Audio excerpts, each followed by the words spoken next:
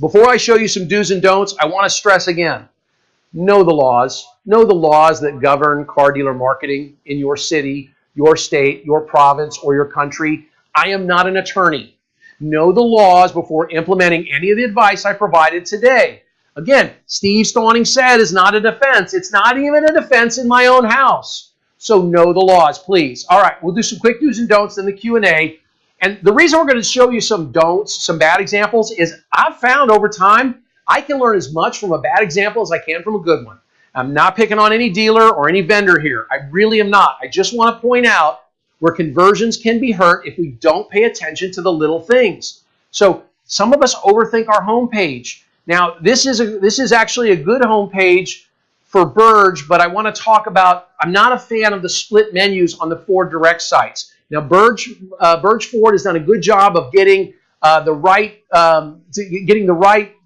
split here when we look at new, used, work trucks, and service. So they have the service there, but that second little menu, remember 95% of your clicks are going to be in, 95% rather of your homepage clicks are going to be into a menu, and so you want them to be able to find the menus properly. Now that said, what I'm really not a fan of on this site is their use of the full page slider, because this uses all of the good real estate, but Burge Ford's done a good job here because one of the things that they're doing right is they have a fixed single slide on the homepage.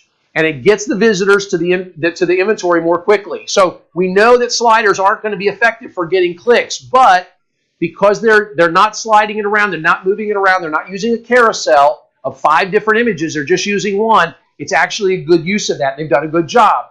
All right, let me talk about the PPC predicament, okay? This is a Sonic store, and this is a definite don't, what's happening here. Now, the top left is their website organically. It's rendering just fine. But when I arrive here from pay-per-click on any browser, the phone number drops down below and the menu disappears. Now, this is probably a simple programming error, but they have no navigation menu on their pay-per-click. And this was just last week that I found this site. So do have a phone number. I love their traditional site in organic because they have a phone number on the top left. So do have a phone number on the top. Okay, and left is better than right because in America, right, or anybody who speaks English, we read top to bottom, left to right. All right, so that's the PPC predicament. How about the payment predicament? You know, here's a definite don't, and I see this a lot. The payments that you're going to show online, those should be as good as what you were willing to display proudly offline, either in your offline advertising or on the vehicle itself. So make sure that if you're putting a payment online, that you would say to yourself, yep, I would get 3-foot tall numbers and I'd stick it right on the vehicle out there. So this is a $60,000 Dodge Ram. I'm telling you, $800, that's probably a good payment. It's definitely a good payment, right? The problem is that $800, you would never, if this was on my front line and I had people driving by, I would never put as low as $799 a month, would I? Right? Because it wouldn't stop anybody from coming in. What's worse on this one is that the estimated lease, it's not working because the estimated lease payment is higher than the finance amount. And so don't put payments online that you wouldn't be proud to put out to the real world. Now, offline. Now, do make sure that you have the option to suppress finance or lease payments when they fall outside the range, your comfort range, like they're happening here. So it's okay to have payments on your site, but you need to be able on specific vehicles to suppress those payments when they're not fitting with your comfort range. All right, information is a good thing, and I want you to understand that. We need transactional transparency in this business. We've got to be able to do that. The problem is there's a large dealer group out there. They have a great soft approach to online deals, but they give a single trade value without collecting any customer information when I start my process from a VDP. So if I try to build my deal from this dealer's website, from the VDP, and I start with trade, they will give me one number on my trade, a single value, without getting me to give up any information. I don't have to give my name, my email, my phone number, nothing. They have no contact information for me, and they just gave me a single value. Now, this is a major don't, even if it's a good number, because once I have that final number, and that feels final, even though it says estimated trade-in value, it's a single number, I'm either going to shop elsewhere or I'm going to quit looking. Because if I felt my vehicle was worth more than that, I'm done. You've lost me, right? Ask yourself, are we willing to put a firm number sight unseen on a vehicle?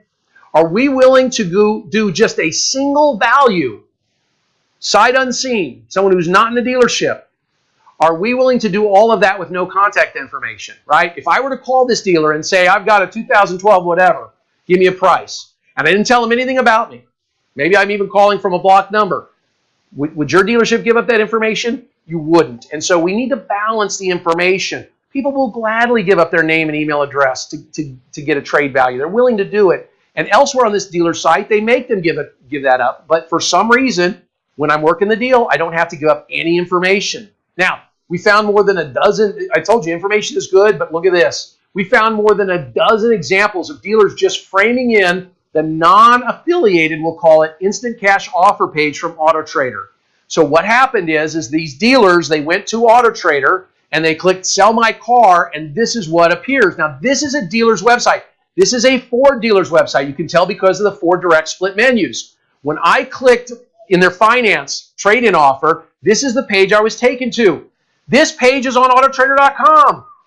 If you complete this form, when a consumer completes this form on your site, it takes them to the competition's website.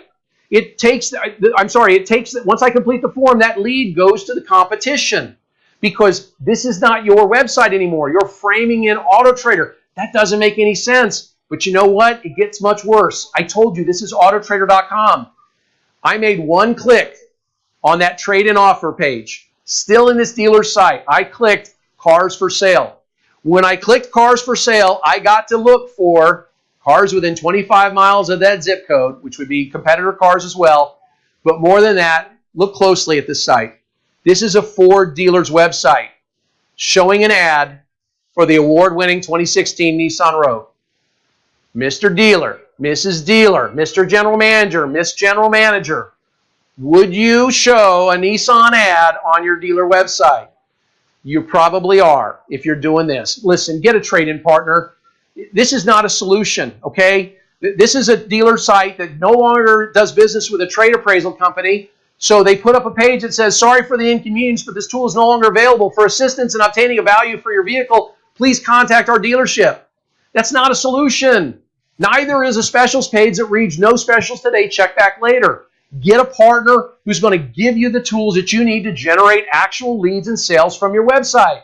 Now, this is something I just call what the heck. What the heck's going on? So that logo that's on the left, best price, I clicked on that from a used specials page of a dealer's site. From there, I got taken to this form.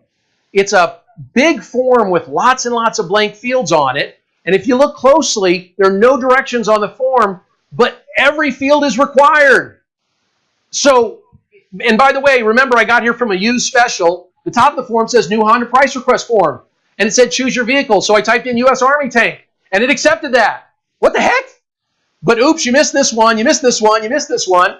I missed a bunch of fields that I don't know what goes in there. Folks, look at your website. You're driving away your chance for leads. Hey, Steve, you said reputation is important, right? So reviews build trust, don't they? They do. But let me give you a few definite don'ts. This is your site. Don't shoot yourself in the foot. Be proactive and smart about any review links and any postings or framed-in reviews on your sites. Now, look at the top left, this Mitsubishi dealer. Looks like they used to do business with Reputation.com, and so they framed in their reviews on Reputation.com. But what does Reputation.com show them? It shows them, sorry, we don't have a listing for this business. Look at the top right. This poor dealer, you know what? And I didn't want to show dealers, but there was no way to get to it without showing who it is. This dealer actually has a drop-down. You can get to their Yelp reviews right on their website. And what does it say about them on Yelp?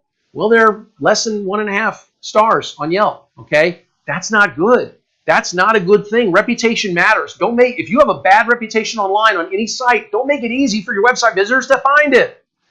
And don't worry, it's not just small dealers like this guy in Daphne, Alabama.